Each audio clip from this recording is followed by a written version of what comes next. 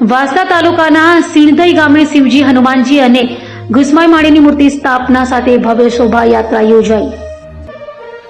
નવસારી જિલ્લાના વાંસદા તાલુકાના સિણધઈ ગામના રજપૂત ફળિયામાં અજયભાઈ અશોકભાઈ પટેલના નિવાસસ્થાને ભગવાન શિવજી, હનુમાનજી તથા ઘુસમાઈ માડીની મૂર્તિઓની વિધિવત સ્થાપના સુખાબાઈ ભગતના હસ્તે વૈદિક મંત્રોચ્ચાર સાથે કરવામાં આવી હતી. આ ધાર્મિક કાર્યક્રમને સફળ બનાવવા જગસીભાઈ તથા વિમલભાઈએ મહત્વપૂર્ણ સહયોગ આપ્યો હતો.